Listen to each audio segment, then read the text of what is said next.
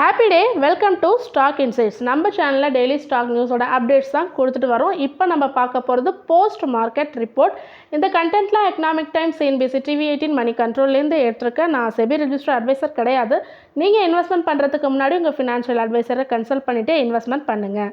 கிரானில்ஸ் India இன்றைக்கி 13% down ஆயிருக்கு. USFDA 6 observation கொடுத்துருக்காங்க அவங்க ஹைதராபாத் பிளான்ட்டுக்கு. ஸோ ஃபார்ம் 483 இஷ்யூ பண்ணியிருக்காங்க. ஸோ இதனால் இன்றைக்கி கிரானில்ஸ் இந்தியா டவுன் ஆயிருக்கு.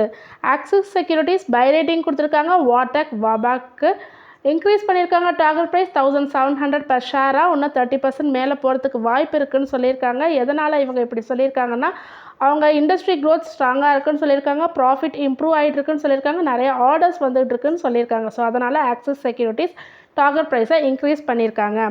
கல்பற்று ப்ராஜெக்ட்ஸ் இன்றைக்கி இன்க்ரீஸ் ஆகி ட்ரேட் ஆகிட்டு இருந்தது. ஸோ அவங்களுக்கு ஒரு ஆர்டர் கிடச்சிருக்கு 2774 crore. எங்கேருந்துன்னா TND business and airport EPC project from AI residential building design build project இதெல்லாம் சேர்த்து 2774 crore ஆர்டர் கிடச்சிது. ஸோ அதனால் இன்றைக்கி Kalpataru projects near to 1% trade ஆகிட்டு இருந்தாங்க. இன்ஜினியர்ஸ் இந்தியா இன்றைக்கி 7% இன்க்ரீஸ் ஆகியிருந்தாங்க. 224 வரைக்கும் போயிருக்காங்க. அவங்களுக்கு நியூ பிஸ்னஸ் கிடச்சிருக்கு for the worth of 4681 crore இந்த ஆகஸ்ட் 31 வரைக்கும். ஸோ 7 brokerages இன்ஜினியர்ஸ் இந்தியாவுக்கு ரேட்டிங் கொடுத்துருக்காங்க. அதில் 4 recommended by, 2 hold and 1 sell rating கொடுத்துருக்காங்க. ஸோ இன்ஜினியர்ஸ் இந்தியாவுக்கு இதுமாரி ஆர்டர் கிடச்சது தான் ரீசனாக சொல்லியிருக்காங்க 7% இன்க்ரீஸ் ஆனதுக்கு. சுஸ்லான் எனர்ஜி இன்றைக்கி 3rd டேவாக கெயின் ஆகிருக்கு. 52 வீக் ஹையான 86.04 டச் ஆகிட்டு அதுக்கப்புறம் டவுனில் ட்ரேட் ஆகிட்டு இருந்தது.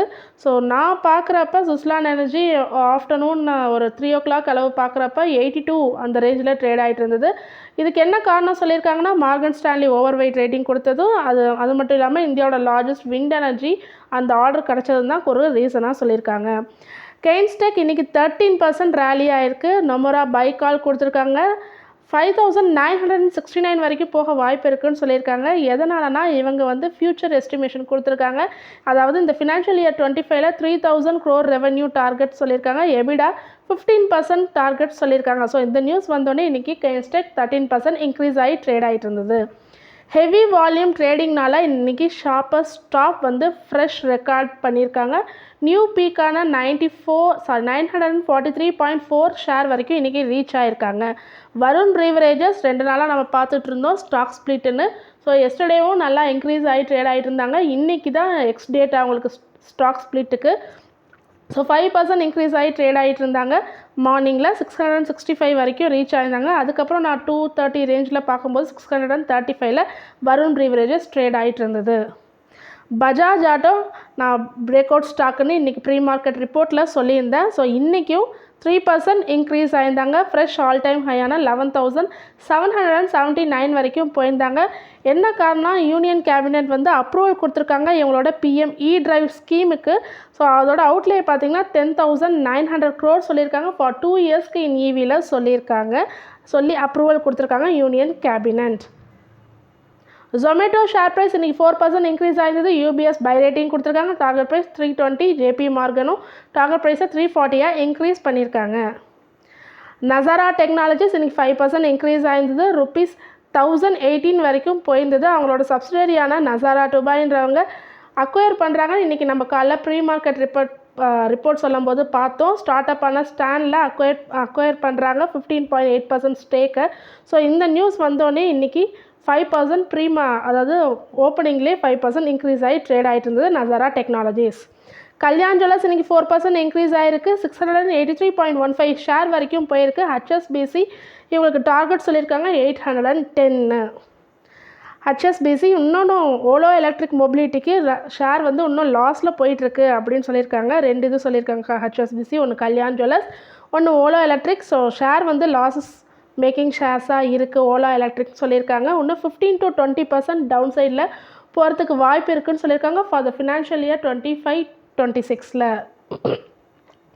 பஜாஜ் ஹவுசிங் ஃபினான்ஸ் IPO தான் இந்தியாவில் மோஸ்ட் சப்ஸ்கிரைப்டு IPOன்னு சொல்லியிருக்காங்க மணி கண்ட்ரோலில். இதோட டோட்டல் பிட் அமௌண்ட் பார்த்திங்கன்னா பப்ளிக் இஷ்யூவில் 3.2 lakh crore வந்து பப்ளிக் இஷ்யூவில் சப்ஸ்கிரைப் பண்ணப்பட்டிருக்குன்னு சொல்லியிருக்காங்க. இது வந்து 1% ஆஃப் இந்தியாஸ் ஜிடிபி.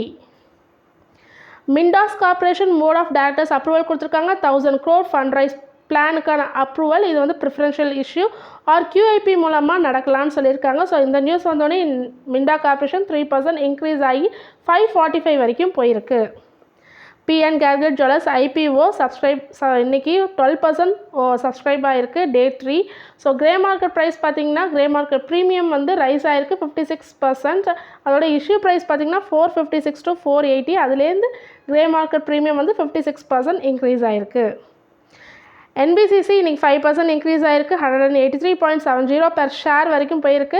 இந்த நியூஸும் நம்ம இன்னைக்கு காலைல ப்ரீ மார்க்கெட் ரிப்போர்ட்டில் பார்த்துருந்தோம். NBCC வந்து இதுமாரி MTNL டீல் போட்டிருக்காங்க, மெமரண்டம் ஆஃப் அண்டர்ஸ்டாண்டிங் போட்டிருக்காங்க, நம்ம ப்ரீ மார்க்கெட் ரிப்போர்ட்டில் பார்த்துருந்தோம். ஸோ அந்த நியூஸ் வந்து ப்ரீ மார்க்கெட்லேயே அதாவது ஓப்பனிங்லேயே இன்றைக்கி NBCC 5% இன்க்ரீஸ் ஆகி ட்ரேட் ஆகிட்டு இருந்தது. பாரதி ஏர்டெல் ஷேர் வந்து இன்றைக்கி 5% இன்க்ரீஸ் ஆகிருக்கு 52 வீக் ஹையான 1650.75 பெர் ஷேர் வரைக்கும் இன்க்ரீஸ் ஆகி ட்ரேட் ஆகிட்டு இருந்தாங்க. என்ன காரணம்னா அவங்க எக்ஸ்பேண்ட் பண்ணியிருக்காங்க ஹோம் வைஃபை சர்வீஸை எங்கன்னா across all 22 districts in Jammu and Kashmir and லேக் லடாக்கில் எல்லா டிஸ்ட்ரிக்ட்ஸையும் 22 டிஸ்ட்ரிக்ட்ஸையும் கவர் பண்ணி எக்ஸ்பேண்ட் பண்ணியிருக்கோன்னு சொல்லியிருக்காங்க. ஸோ இது மூலமாக 1.1 million new household and Ladakh அதாவது போத் யூனியன் டெரிட்டரிஸில் உள்ள எல்லா ஹவுஸ் ஹோல்டு 1.1 மில்லியன் நியூ ஹவுஸ் ஹோல்டுக்கு இவங்க எக்ஸ்பேண்ட் பண்ணியிருக்கதா சொல்லியிருக்காங்க வைஃபை. ஸோ அந்த நியூஸ் வந்தோடனே இன்றைக்கி பாரதி ஏர்டெல் 5% இன்க்ரீஸ் ஆயிருந்தது. ஒனாசா கன்சியூமர் அதாவது மாமாயாத்தோட பேரண்ட் கம்பெனி வந்து இன்றைக்கி 5% ஃபால் ஆகியிருந்தாங்க 490 வரைக்கும் போயிருந்தாங்க. அவங்க ஷேர்ஸ் ஒர்த் ஆஃப் 1763 crore ஒரு பிளாக் டீல் நடந்திருக்கு. ஸோ இந்த பிளாக் டீல்னால் இன்றைக்கி 5% ஃபால் ஆகி ட்ரேட் ஆகிட்டு இருந்தது மாமாயத்தோட parent company. Antique stock broking buy recommendation கொடுத்துருக்காங்க. IEXக்கு டார்கெட் ப்ரைஸ் 262 சொல்லியிருக்காங்க. இவங்க முன்னாடி 219 சொல்லியிருந்தாங்க. இப்போ டார்கெட் ப்ரைஸை இன்க்ரீஸ் பண்ணியிருக்காங்க. இன்னும் 23% மேலே போகிறதுக்கான வாய்ப்பு இருக்குன்னு சொல்லியிருக்காங்க. எதனால் இவங்க சொல்லியிருக்காங்கன்னா இவங்களோட க்ரோத் வந்து ஆகஸ்ட் 2024 வரைக்கும் டபுள் டிஜிட் க்ரோத் இருக்குது. So year to date volume growth for the financial year வந்து இன்க்ரீஸ் ஆகிட்டுருக்கு. ஸோ இது ப்ரீவியஸ் இயர் கம்பேர் பண்ணும்போது 31% இன்க்ரீஸ் ஆகிருக்குன்னு சொல்லியிருக்காங்க. Bajaj housing finance IPO and cross IPO allotment இன்றைக்கி. ஸோ டுடே நீங்கள் ஸ்டேட்டஸ் போய் செக் பண்ணுங்கள். உங்களுக்கு நீங்கள் அப்ளை பண்ணியிருந்தீங்கன்னா உங்களுக்கு அலாட் ஆகிருக்கா இல்லையான்னு இன்றைக்கி நைட்குள்ளே உங்களுக்கு தெரிஞ்சிடும். ஸ்ரீ திருப்பதி பாலாஜி ஷேர்ஸ் வந்து இன்றைக்கி லிஸ்ட் ஆனாங்க 12% ப்ரீமியமில் லிஸ்ட் ஆகிருக்காங்க. ஸோ அவங்களோட இஷ்யூ ப்ரைஸ் பார்த்திங்கன்னா 83. அதுலேருந்து 12% ப்ரீமியம் மீன்ஸ் 92.90 பெர் ஷேர்னு லிஸ்ட் ஆகிருக்காங்க.